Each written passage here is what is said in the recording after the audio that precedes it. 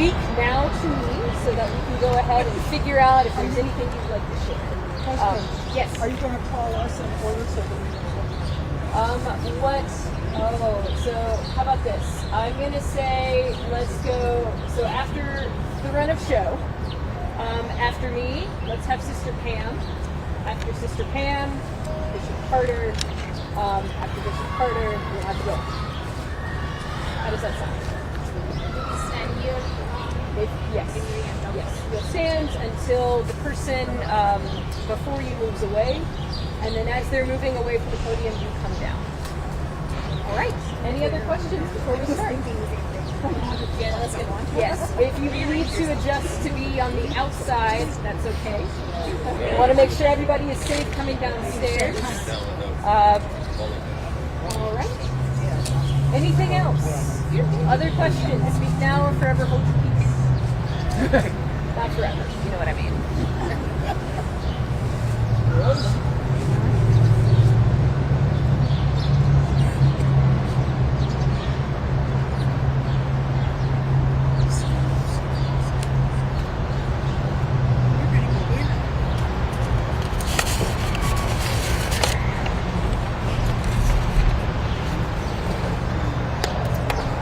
Good morning. My name is Reverend Hillary Taylor, and I am the Executive Director of South Carolinians for Alternatives to the Death Penalty, also known as SCADP. The mission of SCADP is to abolish the death penalty and catalyze criminal justice reform. Today, October 10th, is World Day Against the Death Penalty. It is a day when people across our nation gather to lament the violence of the death penalty, grieve alongside those most affected by its injustice, and cast hope for a different criminal legal system, one that is life-giving to humanity instead of death-dealing. Behind me are faith leaders from across South Carolina. They represent many different religious and spiritual traditions. Some have been involved in interfaith dialogue for many years. For some, this is their first time joining with different religious groups for a common cause. Many are representing colleagues who were unable to be here today. Regardless of the creeds that we follow, we are gathered here on the front steps of the State House to launch a petition addressed to South Carolina's Governor, Henry McMaster. The petition reads as follows. Dear Governor McMaster, we come to you as religious and spiritual leaders living in South Carolina who believe strongly that the death penalty is racist, immoral, and cruel. As religious and spiritual leaders, we ask you to stop pursuing the death penalty for everyone on South Carolina's death row. We ask that you, State-sponsored execution is an archaic and retributive practice that runs counter to our belief that every human being is sacred. Were South Carolina to return to using its execution chamber, the people of our state would be no safer, but we would be morally and spiritually stained. We humbly ask that you use your power to assure that executions will not be carried out in South Carolina. With such an action, you could lead South Carolina to a new vision of justice, mercy, and public safety. Thank you for considering our important request. Now, SCADP invites other speakers to come forward to add their remarks to our petition's launch.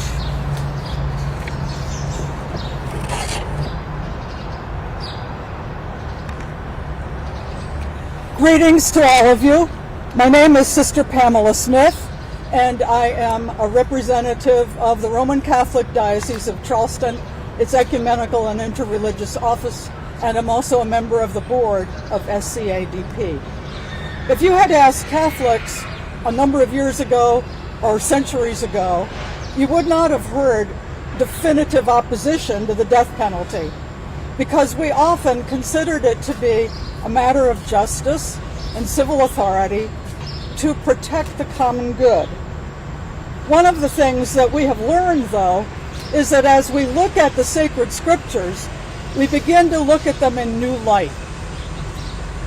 The Hebrew scriptures expected slavery, death penalty, and so on. But in light of the gospel and the example of Jesus Christ, we see that we're called to a new life, and we're called to really look at human dignity, the dignity of the human person, and to interpret love of neighbor as really defining the death penalty as something sinful. We can protect the common good in other ways. We can send people who are mentally disturbed, who commit crimes, to secure institutions. We can give people sentences of life imprisonment. But we also believe that people can be rehabilitated, they can be restored, and that they don't have the opportunity to do that if they're put to death. Cardinal Joseph Bernardine, a native son of Columbia, South Carolina, 40 years ago began pioneering what he called the seamless garment, the consistent ethic of life, to say that if we proclaim ourselves to be pro-life people, reverence for life from womb to tomb excludes things like warfare, offensive wars, and excludes the death penalty, as well as what Catholics consider the more familiar ones of abortion and euthanasia.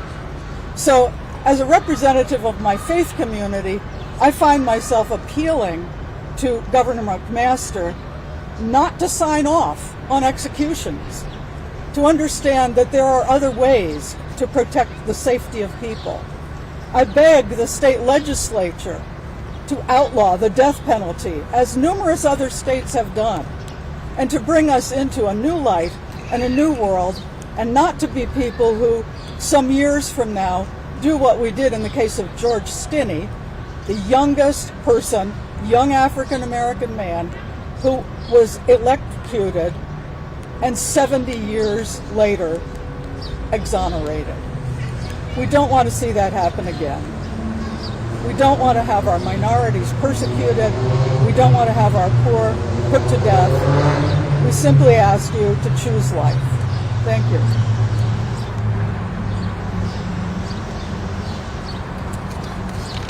I'm Kenneth Carter, a retired United Methodist bishop.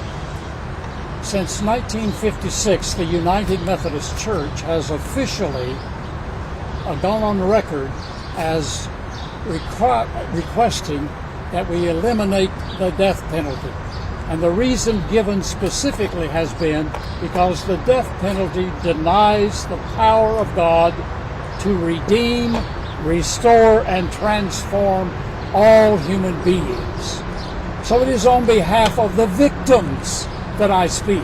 I don't want us to create more victims. The people who are imprisoned can be reformed, restored, and even transformed. As one who has visited prisons all during my years as a pastor and as a bishop and as a seminary professor, I have visited death row.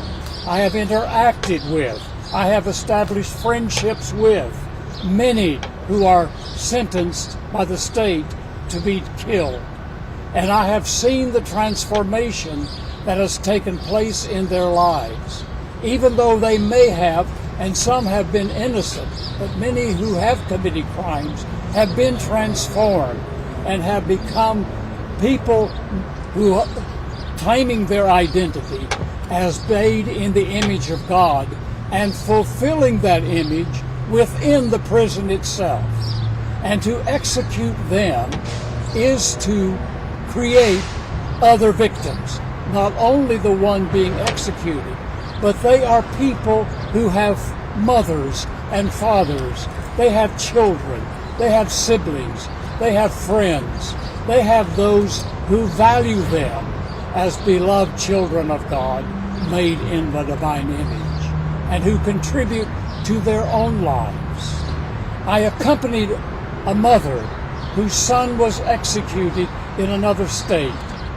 She was so embarrassed that she had lived anonymously, and that is, it had been anonymous, not even known to her Sunday school class, that her son was in prison and was being executed. I was with her 5 minutes after she received the word that her son had been executed. And I can testify that she loved her son no less than those who are victims of the murders for which we put people in prison. So what I'm calling Governor Masters to do, let's demonstrate our real commitment to being pro-life and also pro-victim, and not create more victims. But let us contribute to the culture of respect and the dignity of every human being, rather contributing to the culture of violence, which is rampant in our world and, yes, in our state. Let's testify on behalf of life and respect for all human beings, including those who have been labeled as criminal. They are God's children too, our brothers, our sisters.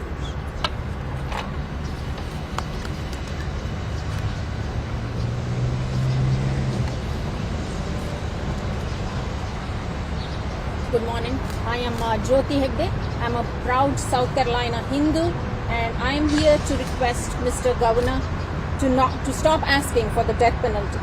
The Hindu bioethics mainly believes in three principles, mainly of ahimsa, which is non-violence, karma, which is the righteous way to live, and that of reincarnation or moksha.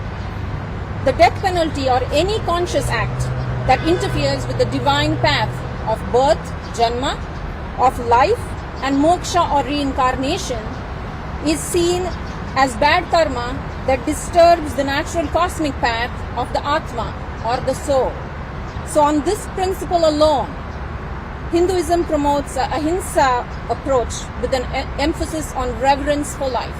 So something that would adhere more to the Hindu way of life would be a humane path of personally imposed non-violent punishment of repentance that would align better with the Hindu mindset. Thank you.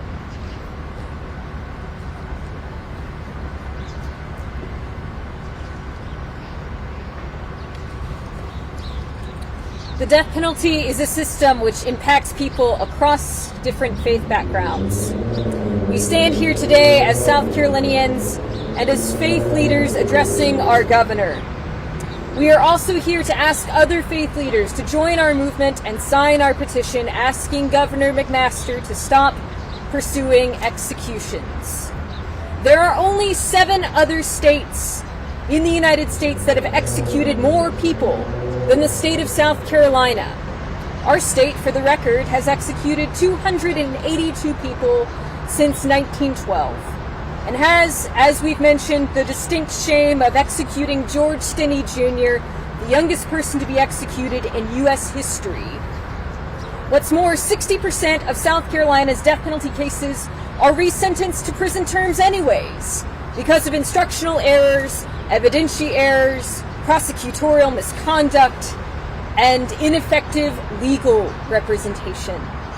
Across the country, 195 people have been exonerated from death row since 1976, the year the death penalty was declared constitutional again in the United States. That means that for every 8 people sentenced to death, 1 person is innocent. SCADP is not calling for persons charged with violent offenses to be released from prison without consequence. We are simply asking that state-sanctioned murder not be part of that consequence. Executions eliminate any possibility for the offender to be held accountable for the crimes that they have caused. If you, listening today, are a religious or spiritual leader who doesn't know what they think about the death penalty, but prefers the use of mercy over punishment, we want you to sign our petition. If you are a faith leader who isn't philosophically against the death penalty, but doesn't like the discriminatory manner in which it is used in our state, we want you to sign our petition. And of course, if you are against the death penalty and want to abolish it and catalyze criminal justice reform, we want you to sign our petition. You can find our petition on our SCADP Facebook, Instagram, X, formerly known as Twitter, and LinkedIn sites. You can also find the petition through our website at www.scadp.org/advocate. We will now take any questions that you may have.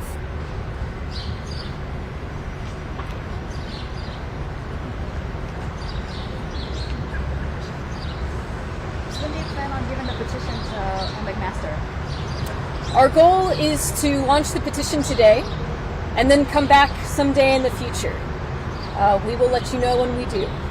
But as you can see, we have a number of faith leaders who came here at a moment's notice, and we hope to have more faith leaders when we return.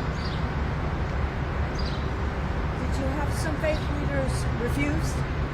Have you received anything? Nobody has sent any emails to us saying, how dare you launch this petition? How dare you do this work? Certainly there are people who do support the death penalty, but nobody has picked fights with us. I take that to mean that there are more faith leaders and religious and spiritual leaders who are against the death penalty and want it to be abolished. What are some ways other than the death penalty that you guys would advise or suggest? Sure, of course. Some of the things that we have shared in previous press releases and in previous speeches, it would do our state much better to prevent violence before it happens. And we can prevent violence by investing in drug rehabilitation programs, by making sure that children in schools are able to continue their education and aren't able to drop out of school, by making sure that kids have programs that help them if they have any kind of learning disabilities or intellectual disabilities, making sure that kids are safe at home, making sure that they have affordable housing, making sure that families have enough to eat. All of these things are alternatives to the death penalty that are more easily solvable.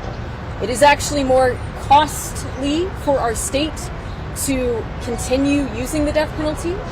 In 2015, we were able to get numbers provided by a group called SC Now. A death penalty trial itself back then, and these numbers have certainly changed, but back then a death penalty trial itself cost $415,000 more than a non-capital homicide trial. And on the whole, what was reported in 2015 was that a death penalty case costs taxpayers $1.1 million more than a non-capital homicide case per year. How many people have you already had sign the petition so far? Is this petition brand new today? This petition is brand new today, so we have launched it today. We launched it at 11 o'clock this morning. I suspect we probably already have a handful. How many faiths are represented here today? You know, I do not know. That's a great question. We haven't asked people. How many faiths are? Yes.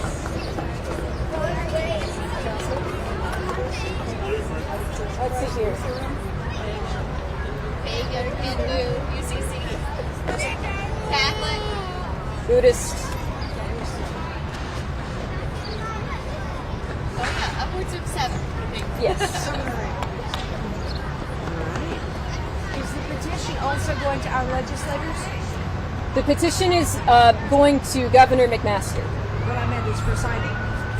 If there are legislators who are religious and spiritual leaders, we would love for them to sign our petition. Copy the legislators when you submit it to the governor.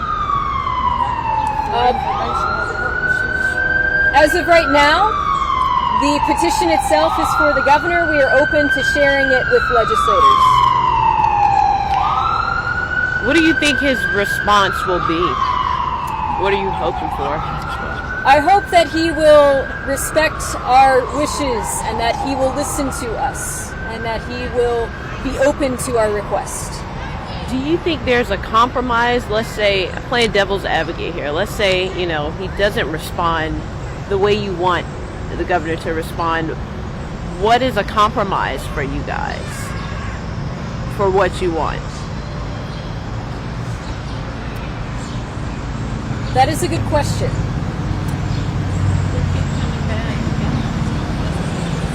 What I'm hearing and my first reaction is that we will keep coming back to show the governor that South Carolinians do not want to compromise, and religious and spiritual leaders do not want to compromise. All right. Thank you so much. Thank you. Are there any other folks who wish to say anything before we finish the press conference?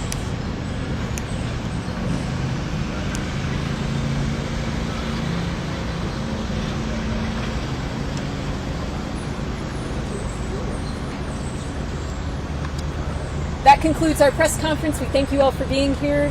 You are welcome to interact with me or other folks who've spoken, or other folks behind me if you have any questions. Thank you all for being here.